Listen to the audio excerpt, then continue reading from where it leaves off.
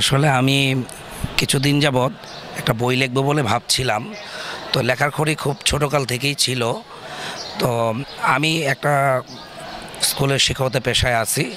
সেখান থেকে আমি শিক্ষার্থীদের চোখে মুখে যে স্বপ্নগুলো, সেই স্বপ্নগুলো আমি দেখার চেষ্টা করেছি, কারণ আমিও একজন শিক্ষক হওয়ার আগে শিক্ষার্থী ছিলাম।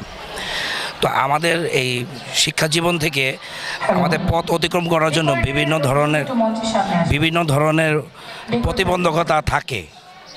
তরুণ শিক্ষার্থীদের অনার্স মাস্টার শেষ হওয়ার পর তারা এক ধরনের হতাশায় নিমজ্জিত হয়ে যায়। তো সেখান থেকে আমি চিন্তা করেছি যে তারা কি কি বিষয়গুলোতে হতাশায় নিমজ্জিত হয়, সেদিক থেকে আমি কিছু দিক নির্দেশনা বা আমার গবেষণা থেকে আমি চেষ্টা করেছি যে এই বিষয়গুলো তুলে ধরা, যেন আগামী তরুণ সমাজ সেই পথগুলো অতিক্রম করতে গিয়ে যেন কোনো রকমের সমস্যার সৃষ্টি না হয়। আর সবচেয়ে বড় কথা হচ্ছে আমাদের শিক্ষার্থীদের মধ্যে অনেক সম্ভাবনা আছে, প্রতিভা আছে। আমি সেদিক থেকে চেষ্টা করেছি আমার দৃষ্টিকোণ থেকে যে সেই প্রতিভাগুলো বিকশিত কিভাবে হতে পারে। এজন্যই এই স্বপ্ন ছোঁয়া আলো। স্বপ্ন না দেখলে আলো আলো ছুঁতে পারবে না। তো স্বপ্ন দেখলেই অন্তপক্ষে নিকটবর্তী তো হতে পারবে, কাছাকাছি তো যেতে পারবে। এই দৃষ্টিকোণ থেকে আমি এই বইটা লিখেছি। বইটি লেখার সময় আমার দীর্ঘ 3 বছর বলা যায় যে বেকার তরুণ সমাজের সাথে আমার মিশতে হয়েছে। তাদের চিন্তাধারাগুলো আমাকে অনুপ্রাণিত করেছে এই বইটা লেখার জন্য। আর বিশেষ করে আমার বন্ধুমহল আমাকে সবসময় আমাকে পাশে থেকে অনুপ্রেরণা দিয়েছে। আমার শ্রদ্ধেয় শিক্ষক গুরুজন যারা ছিলেন, তারা আমাকে সবসময় অনুপ্রেরণা দিয়েছেন।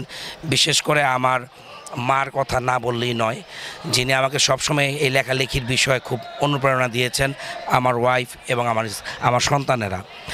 আর আমি আজকে যে স্থানটিতে দাঁড়িয়ে আছি, আমি এখান থেকে আমার শিক্ষকতা, আমার লেখাপড়ার জীবনটা, ইন্টারমিডিয়েটটা এখান থেকে শুরু হয়। এবং আমার সাথে যারা দেখছেন, বিশেষ করে আমার বন্ধু, সেই সময় থেকেই আমার লেখাপড়ার সময় থেকে সহপাঠী হিসেবে আমরা একসাথে ছিলাম। তো সব সময় অনুপ্রেরণা জুগিয়েছে আমাকে যে কিভাবে এগিয়ে যেতে হবে, আর সাহস দিয়েছে।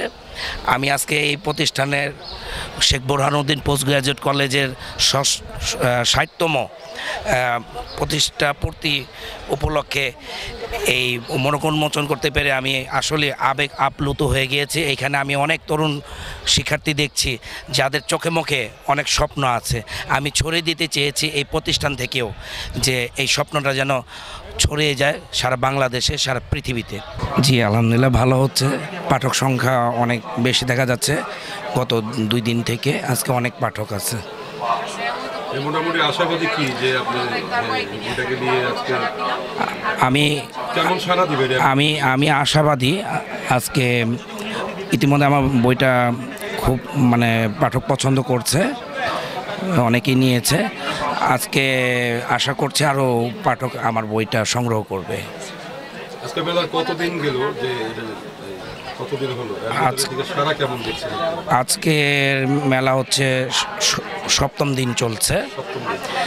আজকে গত 3-4 দিনের তুলনায় আজকে পাঠক সংখ্যা আর দর্শনার্থীর সংখ্যা অনেক বেশি, অনেক চাপ দেখা যাচ্ছে।